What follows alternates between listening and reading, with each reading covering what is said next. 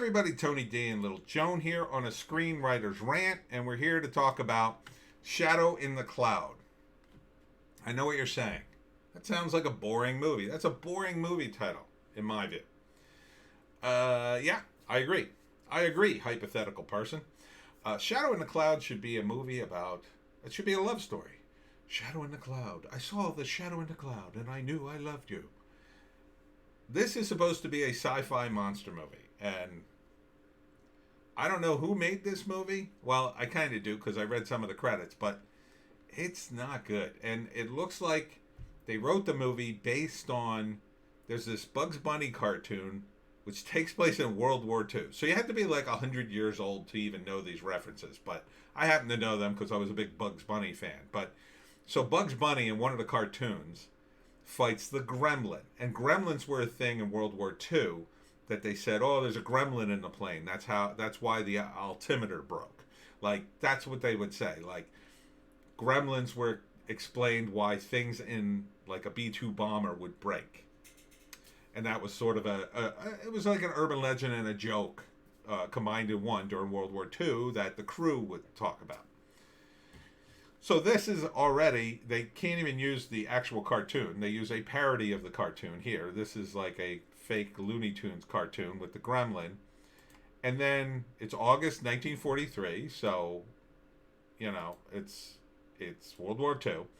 And Chloe plays a mechanic and pilot who's female. Except they didn't have female mechanics and pilots in World War II. None that I'm aware of. If they did, they're exceedingly rare. But, you know, it's woke Hollywood, so I guess they're trying to rewrite history or something, and she sees this plane.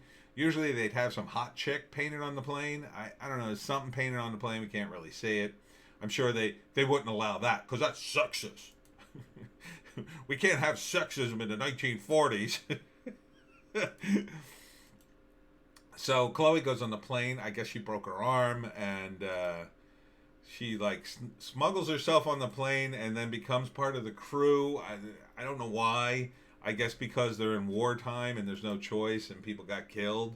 But of course there are gremlins on the plane. Now they show fighting scenes of her in the trailer, and I'm just like none of the dialogue really rings true or makes any sense. So, you know, I don't think it's a movie you can take seriously. It's supposed to be a sci-fi monster movie. The thing about the sci-fi monster movie is, if you're going to set it in a setting like World War II, you want to make World War II as realistic as possible, and then the monster is the weird thing. The weird thing in this is that there's a female pilot and a machine gunner in World War II, and she's killing all the Germans by herself, apparently. You know, you've already made it, you've already heightened the unrealism of the movie by doing that, by putting her in this role.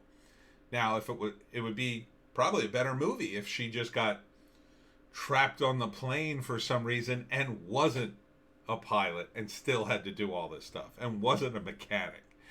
Maybe she's just really, really smart. But anyhow, you can see the gremlin on the plane, sort of barely. They don't really show it that much.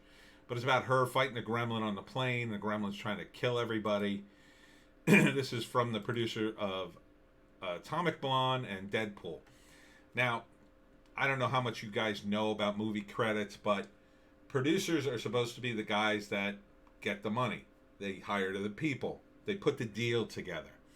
So that guy, or one of the guys from those two movies, worked on this movie. Probably maybe he helped get Chloe, maybe he helped get the money, maybe he produced the whole thing, maybe he just lent his name so they could put these on the credits. You don't really know. In Hollywood, it could be any of those. But, you know, it's not a poorly shot movie, and Chloe's a good actress. I liked her in Kick-Ass. But she's in terrible movies after that, it seems. Like, Dark Shadows was awful. This is a god-awful movie, in my opinion. It was like one of the worst. I don't even think I could sit through the whole movie. Did I sit through it? I think I might have zoomed through the ending of it. It was just brutally bad. and another movie that was supposed to be funny but never rose up to that level. Like Kick-Ass, it's more of an action movie, but it's kind of funny, and it's got some amusing moments, and she's in it, but she's not a comedian in it. She's playing a particular character, and some of the scenes are just funny because of her character. She's very young, but she can kick your ass. She's the best fighter, even though she's a little girl in school. This isn't funny, and because it's a sci-fi movie, it just, it isn't. It would be more realistic if, there was a real crew of soldiers on this plane, and there doesn't appear to be anybody else on the plane but her. Initially, in this trailer, at least. And you kind of see the gremlin, but you kind of don't. And there's no explanation of what they are. It's just the cartoon. It's just the cartoon is your reference point. And since you got to be like old to remember the cartoon, and I only remember it because I was really into vintage cartoons when I was a kid, it's like, who is this for? Who is this for? You think the woke idiots who want to see females excel during World War II are hip to your Gremlins reference? No, they have no idea. They haven't seen this cartoon unless they looked it up on YouTube or something. Entertaining, says Variety. One word. That's how you know, this is just my opinion, that the review is shite, as they say. Because they're only quoting one word, right? So it could have been, this movie wasn't very entertaining. And then they just put entertaining.